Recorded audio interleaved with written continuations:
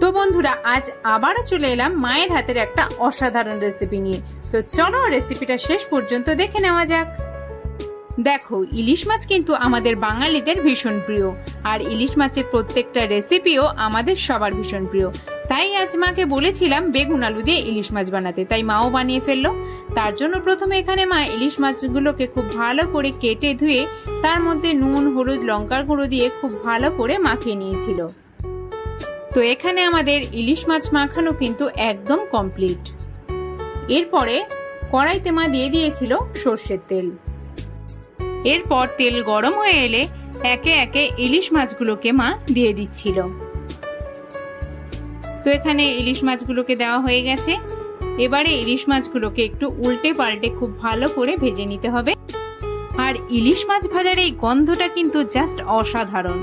তোমরা কারা কারা ইলিশ মাছ খেতে ভালোবাসো অবশ্যই কিন্তু কমেন্টে জানিও। তো এখানে আমাদের ইলিশ মাছ ভাজা কিন্তু একদম কমপ্লিট। এরপর ওই তেলেই মা বেগুনগুলোকে একটু ভেজে নিচ্ছিল।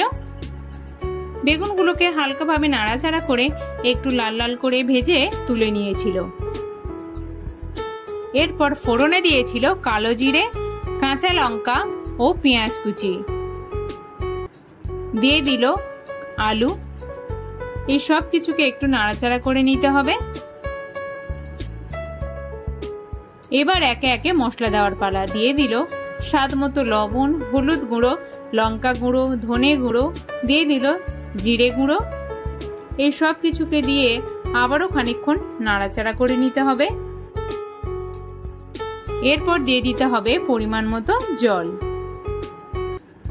জল দিয়ে ঢাকনা দিয়ে খানিকক্ষণ এটা ফুটতে দিতে হবে, যাতে আলুগুলো খুব ভালো করে ফুটে এলে ঢাকনা খুলে আগে থেকে ভেজে রাখা বেগুন ও ইলিশ মাছগুলোকে দিয়ে দিতে হবে। ইলিশ মাছগুলোকে দিয়ে একটু হালকাভাবে নাড়াচাড়া করে দিতে হবে। দিয়ে দিল এর মধ্যে সর্ষে ও কাঁচা লঙ্কার পেস্ট।